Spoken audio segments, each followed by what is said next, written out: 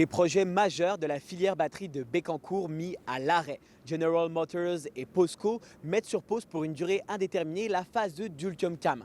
Dans un même temps, la minière Vallée annonce mettre à l'arrêt le projet d'usine qui devait servir à l'alimenter. Une nouvelle qui ne surprend pas vraiment les spécialistes en économie.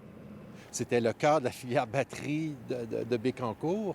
En quelque part, je ne suis pas surpris pour deux raisons. La première, c'est qu'il y a vraiment un problème au niveau de la demande mondiale de véhicules à batterie.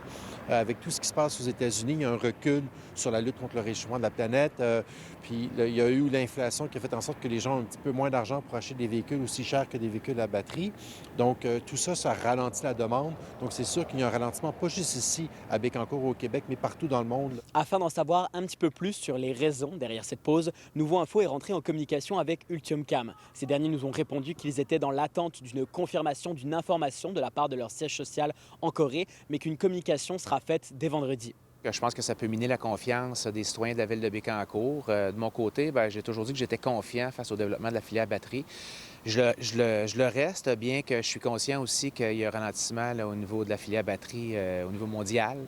Donc, j'ai eu une discussion aujourd'hui avec des gens Nouveau Monde Graphite qui restent confiants là, dans le développement de leur projet. Je ne sais pas si on peut retrouver des emplois de telle qualité ailleurs, mais des emplois avec de l'avancement professionnel, il y en a en masse encore en Mauricie actuellement, malgré le ralentissement économique. Donc ça, ce n'est pas un souci. Le souci, c'est plus peut-être parce qu'on s'était imaginé une très, très grosse filière, presque peut-être qui monterait à 3 000 emplois, ce qui a attiré, par exemple, des investisseurs dans le domaine de l'immobilier, ce qui a forcé la ville à réfléchir à un paquet de choses. Puis là, tout cet effort-là tombe un petit peu à l'eau. Depuis l'année 2024, les projets pour le parc industriel de Bécancour ont plu. Mais depuis, près de la moitié ont été suspendus ou mis à l'arrêt. Une nouvelle qui n'est pas forcément mauvaise pour le préfet de la MRC Bécancour. Ça va trop vite. Ça a été très, très vite. En 4 ans, là, Bécancour n'était pas sur la map concernant le parc industriel. Présentement, Bécancour, tout le monde connaît le parc industriel à cause de la filière batterie. Là, on va un peu prendre du temps pour se stabiliser.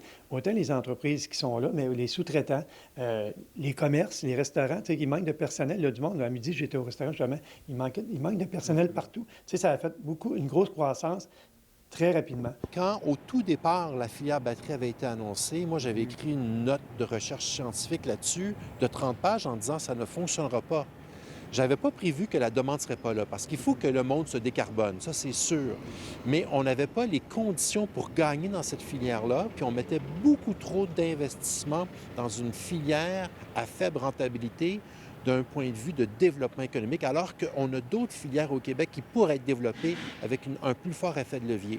Cette nouvelle tombe alors qu'il y a seulement quelques semaines, le gouvernement du Québec mettait fin au financement du projet Northvolt en Montérégie. À Bécancour, Samuel Bidot pour Nouveau Info.